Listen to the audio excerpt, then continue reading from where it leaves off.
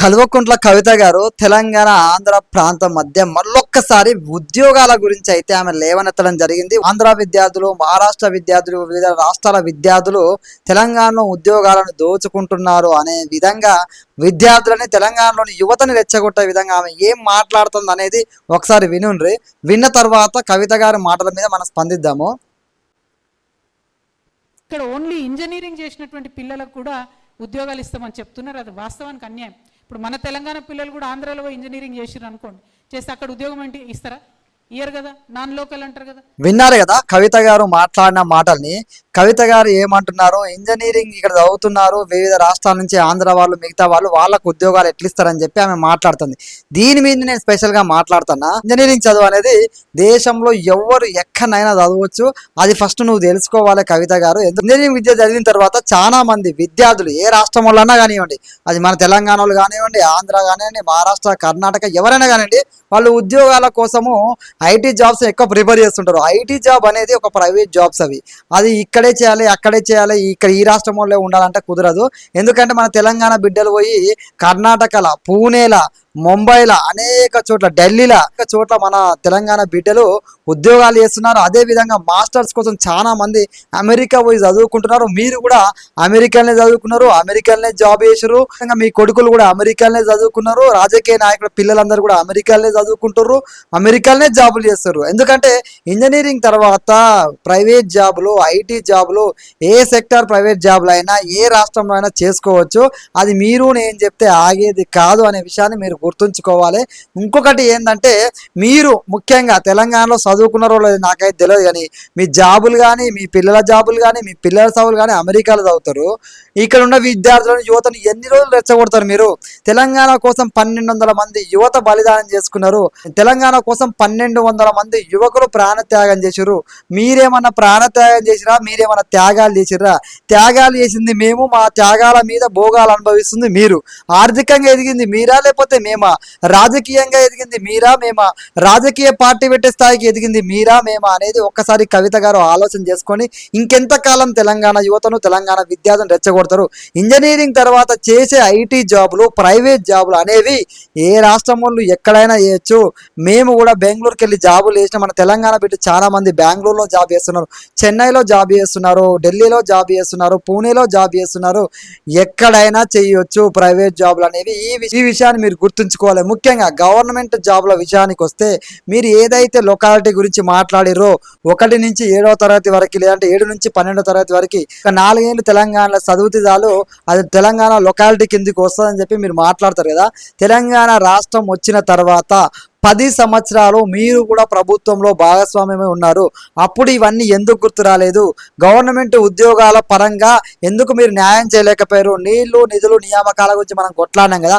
ఆ నియామకాల్లో మీరు ఎందుకు ఏమేమి తప్పులు ఉన్నాయో ఆ తప్పులను సరిదిద్దలేకపోయారు?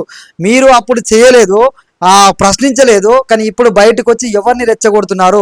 నీళ్లు, నిధులు, నియామకాల గురించి కొట్లానం 10 ఏళ్ళు మీరు ఏం చేసిర్రు అనేది కూడా ప్రజలకు తెలియాలి. అదేవిధంగా మీలాగా లిక్కర్ స్కాములు చేసేంత ఎత్తుకు తెలంగాణ బిడ్డలు ఎదగలేదు.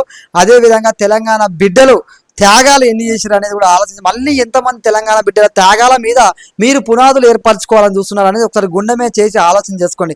ఎందుకంటే మీరు రెచ్చగొడితే రెచ్చిపోయడానికి ఇప్పుడేం తెలంగాణ యువత, తెలంగాణ విద్యార్థులు అంత అవగాహన రాహిత్యంతో ఏమీ లేరు. ఇప్పుడు ప్రతి ఒక్కరు చాలా అవగాహనతో ఉన్నాడు. 1200 మంది త్యాగాలను దగ్గర నుంచి చూసినటువంటి ఆ రోజు విద్యార్థులం, ఈ రోజు నిరుద్యోగులం. మేము ఎప్పటికీ నిరుద్యోగులుగానే ఉంటాం. మీరు రాజకీయంగా ఉద్యోగాలు సంపాదించండి, ఆర్థికంగా ఎదగండి, రాజకీయంగా ఎదగండి, మేము మాత్రం ఇట్లే ఉంటాం. ఇంకెన్ని రోజులు తెలంగాణ, ఆంధ్ర అని చెప్పేసి ఏదో ఒక విషయాన్ని తీసుకొచ్చి రెచ్చగొడుతూ ఉంటారు అనేది ఒకసారి ఆలోచన చేయాలి. ప్రజలు కూడా తెలంగాణ బిడ్డలారా ఒకసారి ఆలోచన చేయండి. ఎంతవరకు వీళ్ళు 10 ఏళ్ళు కవిత ప్రభుత్వంలోనే ఉన్నది, భాగస్వామ్యం ఉన్నది.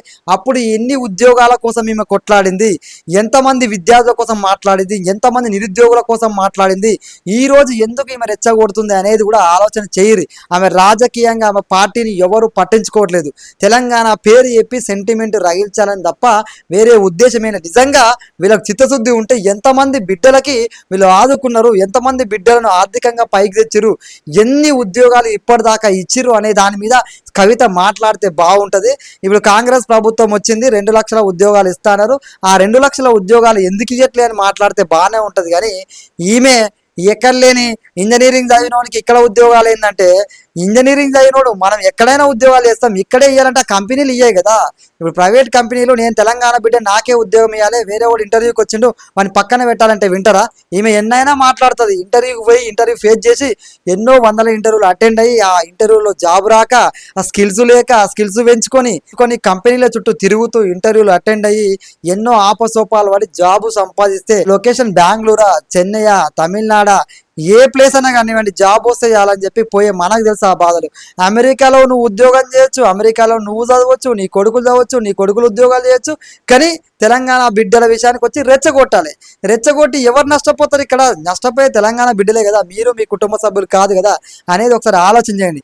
ఆంధ్ర వాళ్ళు వచ్చి ఇక్కడ ఉద్యోగాలు చేస్తుర్రు అంటే ఎవరి టాలెంట్ ఆడుకుంటుంది. ఆంధ్ర వాళ్ళు వచ్చి ఇక్కడ ఉద్యోగాలు చేస్తున్నారు అంటే ప్రైవేట్ ఉద్యోగాల్లో కూడా మీరు 10 ఏళ్ళలో ఏం చేశారు? రిజర్వేషన్ తీసుకురాకపోయారు. అదేవిధంగా 10 ఏళ్ళలో మీరు సంస్కరణలు తీసుకొచ్చి తెలంగాణ బిడ్డలకే ఉద్యోగాలు ఇవ్వని మీరు ఎందుకో చెప్పలేదు. మీరు చెప్పి అన్ని కరెక్ట్ సంస్కరణలు అయితే మేము పోయి అలా ఉద్యోగాలు చేసుకుంటూ బతికేటోళ్ళము.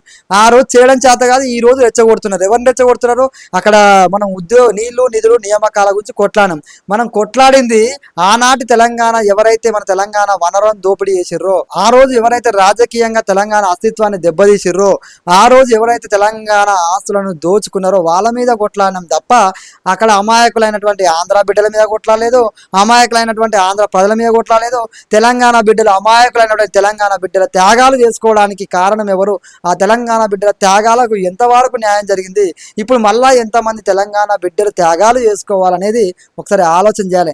నేను ఒక తెలంగాణ బిడ్డగా ఒక నిరుద్యోగ చెప్తున్నా, ఆంధ్ర బిడ్డలు ఆంధ్ర ప్రజలు మాకు ఎట్లాంటి కోపము ద్వేషము లేదు.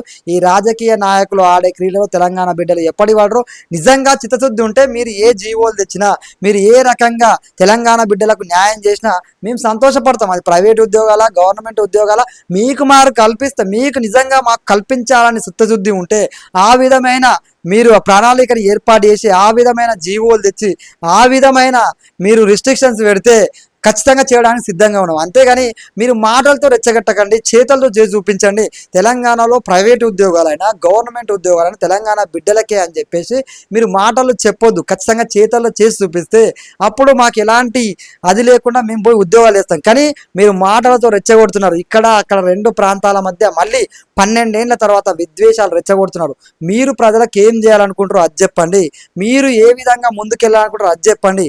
ఆంధ్ర తెలంగాణ టాపిక్ దయచేసి తేవద్దు. ఖచ్చితంగా ప్రజలందరూ అవగాహనతో ఉన్నారు.